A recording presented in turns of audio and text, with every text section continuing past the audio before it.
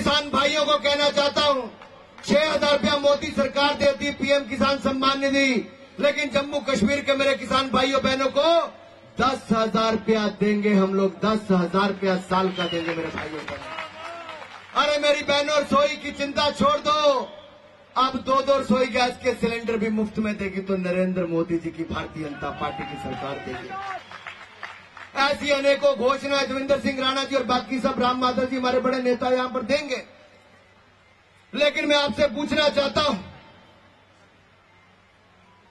फारूक अब्दुल्ला जी, उमर अब्दुल्ला जी का, मेरे भाई 2 मिनट दो ना, राणा जी आपके बीच में ही है।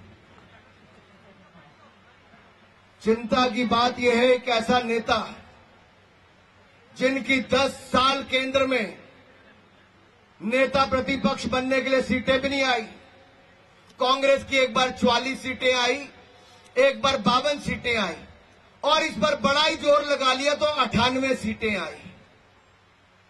अरे खड़गे जी, ये तानाशाही मानसिकता छोड़ दीजिए। ये तानाशाही मानसिकता है राहुल गांधी और कांग्रेस पार्टी की, जो 98 सीटें पाकर कहते हैं कि 20 सीट और आ जाती तो हम ये कर देते। अरे 20 सीट और आती तब भी कुछ ना कर पाते। देश की जनता ने पूर्ण बहुमत की सरकार बनाई है तो मोदी जी के नेतृत्व में भारतीय जनता पार्टी एनडीए की बनाई है। अरे चुनावों से पहले जो गठबंधन हुआ, उस गठबंधन के कांग्रेस के सारे दलों की सीटें मिला लो, जो इंडी अलायंस है उसकी सीटें मिला भी लोगे तो इनकी सीटें 190 भी नहीं होती। 20 हो जाती तो भी क्या कर लेते, तब भी बाहर बैठ के वही करते जैसे बिन पाली मछली तड़पती है ना, कांग्रेस भी बिन सत्ता के वैसे ही तड़प रही है। खड़गे जी कश्मीर में तड़प रहे, राहुल गांधी जी विदेश में तड़प रहे, कुछ नहीं होता। 20 आने के बाद भी कुछ नहीं होता मेरे भाइयों और बहनों। सवाल मेरा ये है आपसे, राहुल गांधी जी, आप विदेश गए, जो पाक अधिकृत कश्मीर में गई अमेरिका की सांसद इल्हान उमर, वो उन लोगों के पैसे पे वहां पर गई और जाकर कहती है हमारे जम्मू कश्मीर के बारे में और पाक अधिकृत कश्मीर के बारे में, वो पाकिस्तान का प्रोपेगेंडा करती है। लेकिन राहुल गांधी, मैं आपसे सवाल पूछना चाहता हूं, अगर हिम्मत है तो जवाब दो राहुल गांधी। विदेश में तो वहां से जवाब दो। अरे भारत के पैसे पर, भारत के टैक्स पेयर पर आपको सिक्योरिटी भी मिलती, सब सुख सुविधाएं मिलती हैं, लेकिन दुनिया के अन्य देशों में जाकर भारत का अपमान करने में राहुल गांधी कोई कसर नहीं छोड़ते। यहां भारत जोड़ो यात्रा चलाते हैं और विदेश में जाकर भारत तोड़ने वालों के साथ बंद कमरे में गुफ्तगू राहुल गांधी करते हैं। माफी मांगनी चाहिए नहीं मांगनी चाहिए राहुल गांधी को? मांगनी चाहिए नहीं मांगनी चाहिए? अरे दिल्ली के जवाहरलाल नेहरू विश्वविद्यालय में जो लोग नारा लगाते थे भारत के टुकड़े हो हजार इंशाल्लाह इंशाल्लाह, जो भारत का नामो निशान मिटा देना चाहते थे, उनके साथ जाके राहुल गांधी खड़े हो जाते थे, कांग्रेस के नेता खड़े हो जाते थे, उनको अपनी पार्टी में शामिल करवा लिया। दिल्ली से लोकसभा की टिकट राहुल गांधी जी ने दे दी। अरे भारत के टुकड़े करने वालों को अपनी पार्टी में शामिल करवाते हो। ऐसी सोच रखने वालों के साथ आप अमेरिका में जाकर जुड़ जाते हो, वहां जाकर हमारे सिख भाइयों का अपमान करते, उनकी पगड़ी का अपमान करते हो। 84 के दंगे, राजीव गांधी जी के नाक तले हुए हजारों सिखों का कत्लेआम हुआ तो कांग्रेस पार्टी के कारण हुआ। ना राजीव गांधी ने माफी मांगी, ना राहुल गांधी जी ने माफी मांगी। मेरा सवाल आज इन परिवारवादों से ये है कि हिंदुस्तान को कितना बदनाम और अपमानित आप बाहर करोगे। अरे बड़ी मुश्किल से आप नेता प्रतिपक्ष बने, लीडर ऑफ ऑपोजिशन बने। आप लीडर ऑफ ऑपोजिशन नहीं, लीडर ऑफ प्रोपेगेंडा है Rahul Gandhi, leader of propaganda है। और ये प्रोपेगेंडा भारत को बदनाम करने का लेके चल रहे हैं। ये प्रोपेगेंडा भारत को तोड़ने वाली ताकतों के साथ हाथ मिलाने का कर रहे हैं। कांग्रेस का हाथ भारत को तोड़ने वाली ताकतों के साथ है।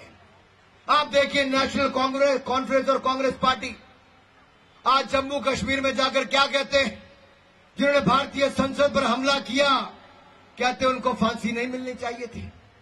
उमर अब्दुल्ला पहले कहते थे मैं चुनाव नहीं लड़ूंगा, लेकिन जब चुनाव लड़ने की तारीख तय कर दी, सीट तय कर दी, तो अब दो दो विधानसभाओं से जाकर वो चुनाव लड़ रहे हैं।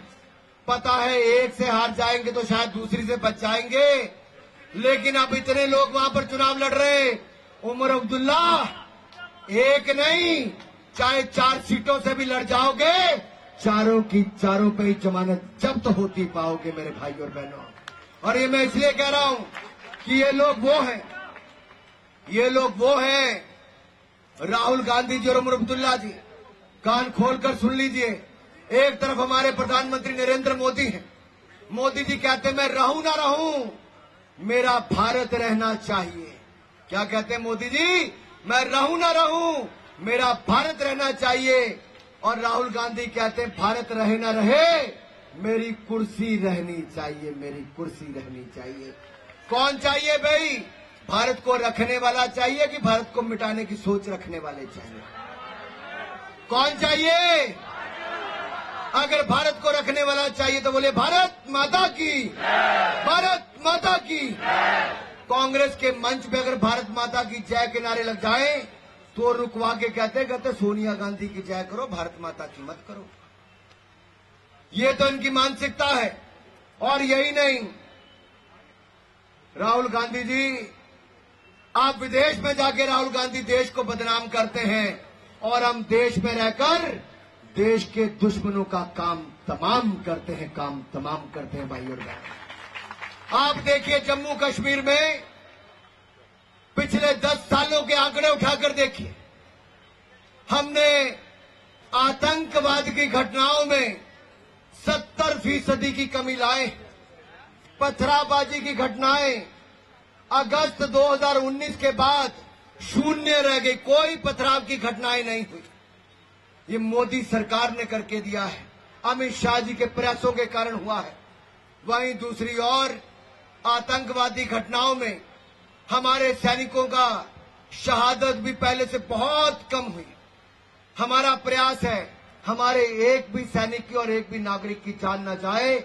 अभी हमने 70% कमी लाए हैं। आप हमारी सरकार बनाओ, आने वाले समय में हम आतंकवाद को जड़ से मिटाने का काम करेगी तो भारतीय जनता पार्टी करेगी मेरे भाई और बहनों। भाई और बहनों, मैं आप सबके सामने एक बात बड़ी गंभीरता के साथ करना चाहता हूं। ये देखिए, ये 1991 का कांग्रेस पार्टी का एडवर्टाइजमेंट है, मैनिफेस्टो है, उसकी एक फोटो है। यहां पे एक कैक्टस दिख रहा है, ये जो सुई की तरह छुपता है ना कैक्टस, वो वाला प्लांट है। और इसके साथ क्या लिखा है? Will your destiny be decided by your birth instead of your merit. इसका मतलब कांग्रेस जवाहरलाल नेहरू के समय से लेकर राहुल गांधी के समय तक कांग्रेस पार्टी की एक ही मंशा है कि आरक्षण को जड़ से खत्म कर देंगे। ये इन्होंने इसीलिए इतने वर्षों तक वाल्मीकि समुदाय को उसके हक यहां पर नहीं दिए। जो पकड़कर लाए थे सफाई करने के लिए, उनसे सफाई करवाई, उनके बच्चों को पढ़ने का अधिकार भी नहीं दिया, नौकरी का अच्छा अधिकार भी नहीं दिया। जो पाक अधिकृत कश्मीर से आए थे, वेस्टर्न पाकिस्तान के रिफ्यूजी थे, उनको भी यहां पर उनके अधिकार नहीं मिले। जो शेड्यूल्ड ट्राइब और शेड्यूल्ड कास्ट है, चाहे हमारे गुज्जर बकरवाल भाई हैं, उनको भी उनके हक इन्होंने दिए। आपने नरेंद्र मोदी जी की भारतीय जनता पार्टी की सरकार बनाई, हमने धारा 370 हटाकर हमने वाल्मीकि समुदाय को, शेड्यूल कास्ट को भी, शेड्यूल ट्राइब को भी, इन सबको इनके अधिकार दिए। पाक अधिकृत कश्मीर के शरणार्थियों को भी इनके अधिकार दिए। और पहली बार है कि हमारे इन भाइयों को अपने वोट का अधिकार भी मिलेगा। और गुज्जर बकरवाल भाइयों को अब 9 सीटें विधानसभा में इनके एमएलए भी बनकर जाएंगे तो भारतीय जनता पार्टी के कारण जाएंगे। ये हमारी सरकार ने दिया। लेकिन अब्दुल्ला और गांधी कहते हैं गुज्जर बकरवालों का आरक्षण छीन लेंगे, वाल्मीकियों का आरक्षण छीन लेंगे, पाक अधिकृत कश्मीर से आए हुए लोगों को जो हक मिले वो भी छीन लेंगे। ये छीनने वाले लोग हैं, देने वाले नहीं है मेरे भाई और बहनों। इसलिए मेरा आप सबसे निवेदन है, जागिए। ये वही कांग्रेस है जो संविधान का बार बार संशोधन करती थी, जिसने संविधान की आत्मा को ही खत्म कर दिया। अभी संविधान बना ही था, बाबा साहब अंबेडकर ने संविधान दिया और कांग्रेस ने बाबा साहब अंबेडकर को कांग्रेस से बाहर कर दिया। बाबा साहब अंबेडकर को चुनाव हरवा दिया, राजनीति से बाहर कर दिया। और बाबा साहब अंबेडकर सदा धारा 370 को खत्म करना चाहते थे, कभी चाहते नहीं थे कि धारा 370 हो, लेकिन नेहरू जी ने आपको वो कष्ट दिया, धारा 370 लागू करके दिया है। और अब भी कांग्रेस की मानसिकता वही है। इंदिरा गांधी ने इमरजेंसी लगाई थी, आज कांग्रेस की तानाशाही सोच अभी भी खत्म नहीं हुई मेरे साथियों।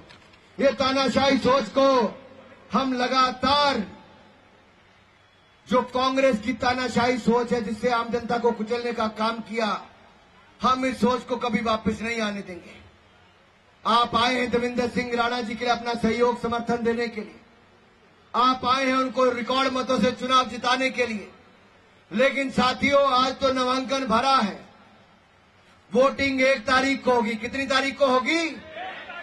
1 तारीख को कमल का बटन इतना दबाना कि जब 8 तारीख को रिजल्ट आए तो नंबर 1 पर हमारा प्रत्याशी जीतकर देवेंद्र सिंह राणा नजर आए। किसको लगता है देवेंद्र सिंह राणा जीतने चाहिए? जरा हाथ खड़े करके बताओ।